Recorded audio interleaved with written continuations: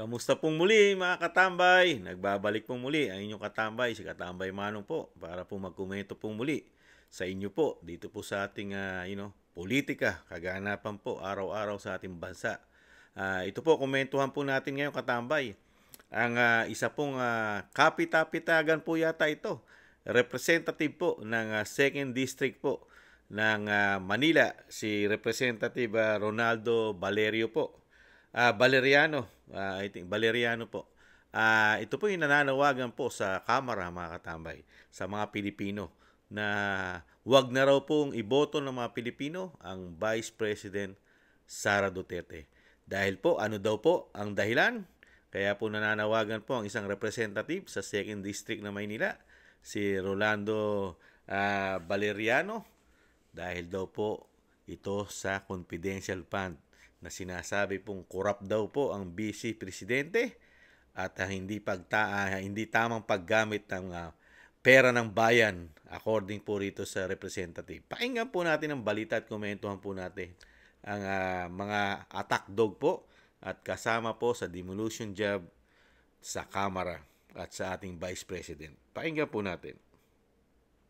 Mr. Speaker, mga kapwa ko mambabatas, sambayanang Pilipino, magandang hapon po sa inyong lahat.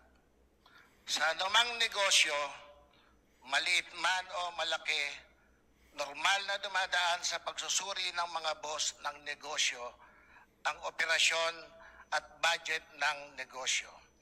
Alam yan ng mga entrepreneur. Saan mang lungsod, munisipyo o barangay, ang operasyon at budget ng LGU ay dumaraan sa pagsusuri ng kanilang konseho. Ganyan po ang proseso dahil tayo ay bahagi ng isang demokratikong republika. Hindi po tayo monarkiya, komunistang rehimen o diktadurya. Ang Pilipinas ay isang demokratikong republika. Kapag eleksyon, wala tayong iniluluklok na hari o reyna o emperatriz sa pwesto ng kapangyarihan. Ang ating demokratikong republika ay mayroong kongreso, hudikatura at ehekutibo. Tatlong sangay ng gobyerno na pantay-pantay at binabalanse ang isa't isa. Tungkulin natin dito sa kongreso na busisiin ang panukalang budget ng ehekutibo at ang panggastos ng mga nakaraang ipinagkatiwalang pondo ng bayan. Hindi pera ng pangalawang Pangulo ang Office of the Vice President budget para sa 2022, 2023, 2024 at 2025. Pondo ng bayan yan. Kaya nga mayroong budget hearings ay para malaman ng madlang people kung paano ginagastos ng mga opisina ng gobyerno ang pondo ng bayan na ipinagkatiwala sa kanila. Ngunit, nitong nakaraang linggo, inilantad ng Vice President ang kanyang hindi kagandahang asal at kawalan ng respeto sa ating saligang batas at demokratikong republika. Ayan po mga tambay, narinig po natin na isang representative ng 2nd District ng Maynila, si Representative Rolando Valeriano mga tambay. Ito po, umaatake po ito.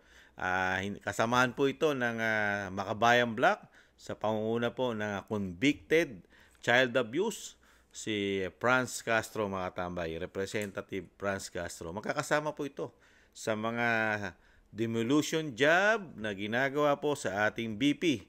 Yun po, nakita nyo po, narinig nyo po, talagang hindi po kaya siya kinikilabutan ang isang representative ng 2nd District.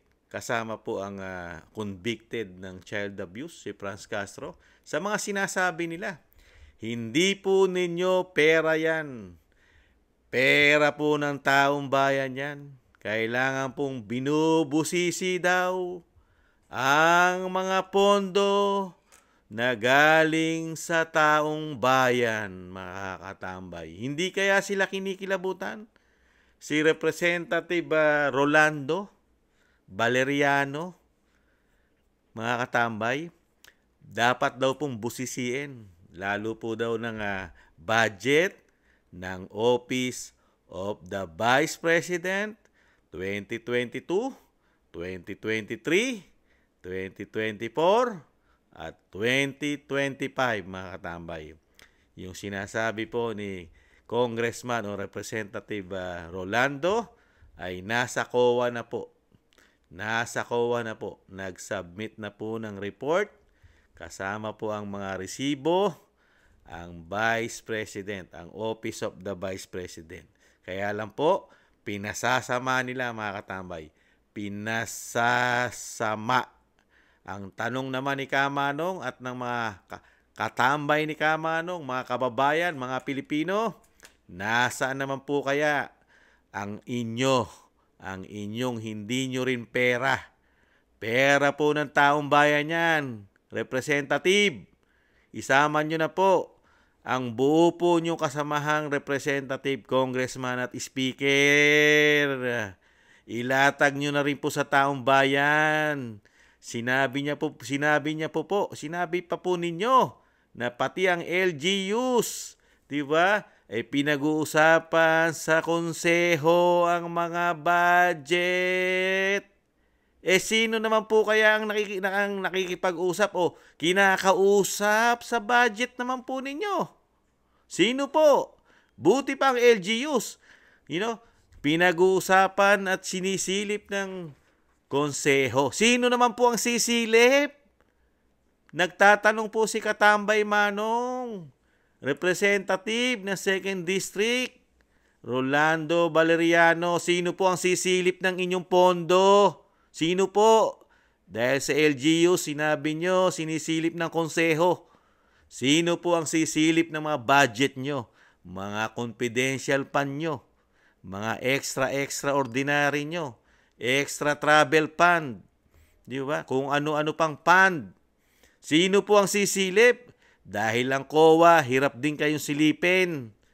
Dahil according po kay SAS, sa dating Pangulong Duterte, meron po kayong napaka-special na rules o batas na ginawa po ng dating Senador Pampilo Lacson na hindi kayo pwede basta-basta hingan ng resibo kung paano nyo ginastos ang inyong budget, pondo.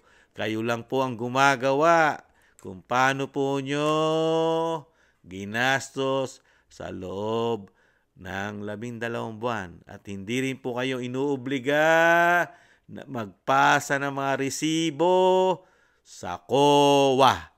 Ngayon, ang tanong ni Kamanong, sino po ang magbubusisi sa inyo? Nagtatanong lang po si Katambay Manong, mga katambay. Kayo po, mga kababayan ko, magtanong din po tayo sa mga congressman, sa mga senador. Sino po magbubusisi ng limpak na pondo, salapi, pera na galing sa taxpayer na ginagastos po ninyo? Nagtatanong lang po si Kamanong. Hiyang-hiya naman tayo dito kay Representative 2nd District Rolando Valeriano. Tanging Vice President lang po ang inyong pinupolitika. Napakarami nyo po. Iisang Vice President lang po yan. Paano po yung inyo? Isang damukal na pondo po ang nasa inyo. 300 plus po kayo. Kung hindi nakakamali si Kamanong, hindi kayo bababa sa 316 o 315 na representative kasama ang speaker na isang damukal din ang nahahawakang pondo galing sa taxpayer. Komento ni Kamanong. Kaya magising na po tayo, mga Pilipino. Ito pong mga kapita-pitagan na ito, mga representative, mga congressman, tanungin din po natin ito. Hindi po sila lagi ang nagtatanong. Tinatanong nila ang mga budget, binubusisi nila ang budget, ng mga departamento, lalo ang Vice President. Busisiin din natin ang mga budget nila. Di po ba? Hiyang-hiya naman tayo sa kanila. Kililinis. napakalinis kung magsasalita ng mga congressman at representative na sinasabi ni dating Pangulo Duterte na pinakaratin, pinakabulok na konstitusyon sa ating bansa. Sila pa ngayon ang napakalinis at ubod ng galing magsalita sa mga Pilipino. Nakita niyo po kung mag-statement, nangangaral pa, nangangaral pa sa mga Pilipino na huwag natin iboto ang isang Vice President Sara Duterte dahil daw po unang-una isang arogante, pinakikita raw po ang walang paggalang sa konstitusyon, lalo-lalo na sa Kamara, para busisiin daw po ang kanyang budget ang ating Vice President. Sinabi pa ang taon, mga katambay. Sinabi pa 2022, 2023, 2024, 2025. Di po ba? Ayon po sa konstitusyon, ang nagbubusisi po, lalo po sa budget at natatanggap na pondo, di po ba? Meron po tayong isang komisyon, konstitusyon, isang komisyon po, na nag-iimbestiga, nag-o-audit po ng mga pondo ng taong gobyerno, lalo-lalo na ang Vice President. Nagtataka nga lang si Kamanong, bakit kayo exempted? Exempted po kayo sa COA. Di ba? Wala pong nababalitaan si Kamanong na ginagawa nyo po, Representative Rolando Valeriano, yung ginagawa ng Vice President, nagsasubmit po siya ng kanyang report. Kompleto po mga papel, may mga resibo, may computation. Sa inyo po, isama nyo na si Speaker, lalo-lalo na po yung convicted po ng child abuse.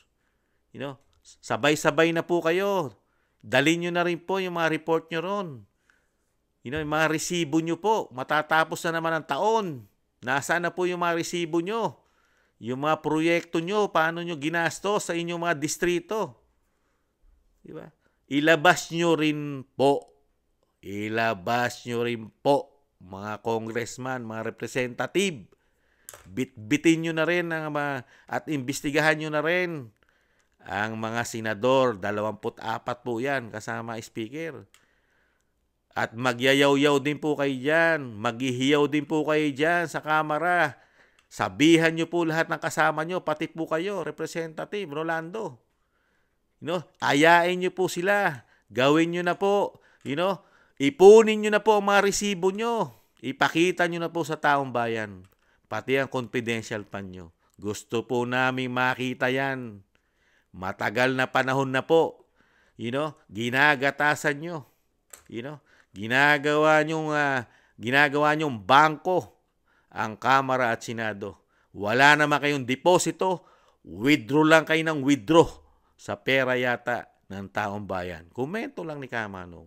Napakasarap na negosyo yata di umano ang pagiging representative, pagiging senador at pagiging pangulo. Wala kang puhunan, wala kang kapital, pero kumakabig ka, withdraw ng withdraw, withdraw ng withdraw, kasama pa ang interes. Yata, mga katambay. Nakakahiya naman. Walang puhunan, nagsisiyaman, di umano. Nakakatuwa. Ibalik tanaw natin yung kwento ni dating Pangulong Duterte. Di ba? Ano sabi ni dating Pangulong Duterte sa mga congressman? Merong mga congressman, hindi naman lahat, may mga congressman daw, pumapasok daw, unang term sa Kamara, nag-jeep, nagtataksi ng 1 taon, pangalawang taon daw, may sarili ng sasakyan, mga katambay. Pangatlong taon daw, nakapagpundar na ng house and lot, mga katambay. Dahil nga po, may mina po ng ginto sa Kamara. May mina.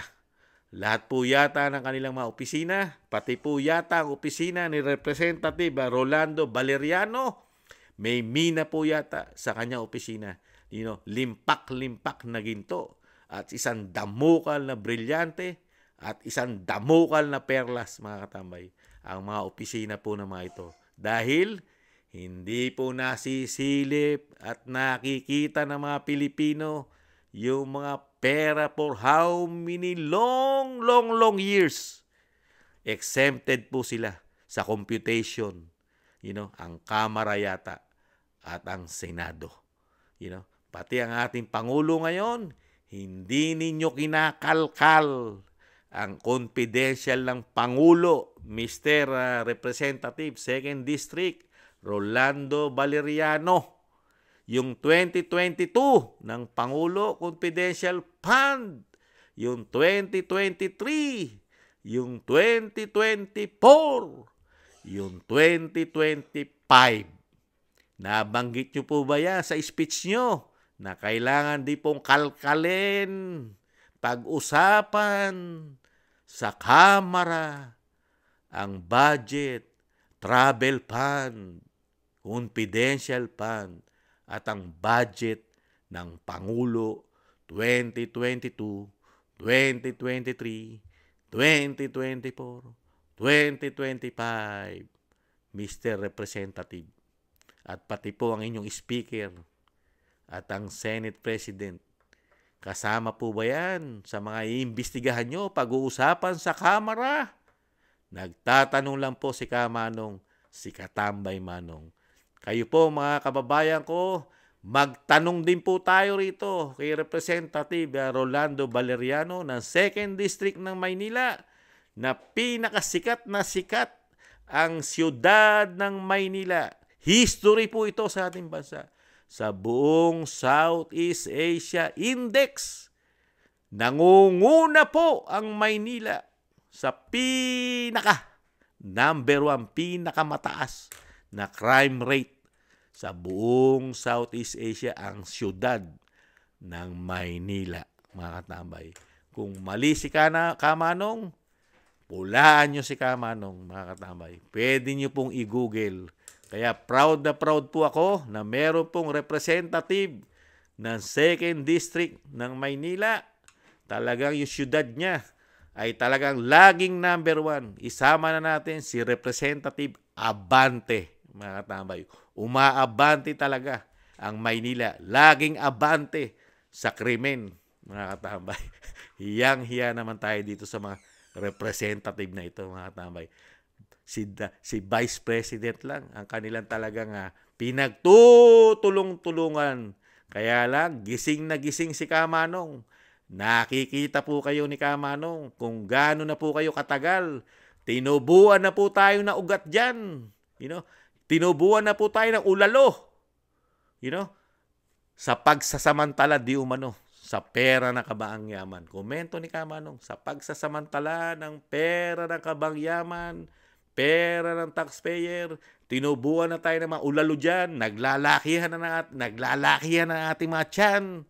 Tamay, sobra ng lalaki ng ating mga bulsa. Lalo ang ating mga tiyan, busog na busog sa pera ng taxpayer na never na-audit yata, mga katambay. Kung paniniwalaan natin si SAS at si dating Pangulong Duterte, open the book. Ibuksan nyo ang libro nyo. Dahil hindi na po nabuksan yan, magmula po nung maging Pangulo, ang dating Pangulong Corazon Aquino. Never na pong nabuksan ang mga libro nyo. Komento ni Kamanong. Di ba? Nagtatanong lang po. Ganun na po katagal, mga katambay. Kaya, ang lagi lang nagiging open the book, yung gustong-gusto nyong buksan. Ngayon, gustong-gusto nyong buksan.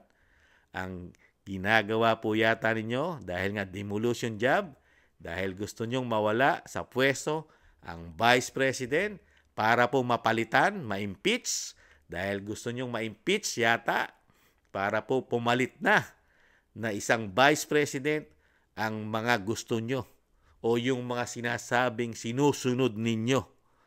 Di umano, mga tambay. Sino kaya sa dalawa ang gusto nyo maging Vice President? Nagtatanong si Kamanong. Si Senate President Escudero ba?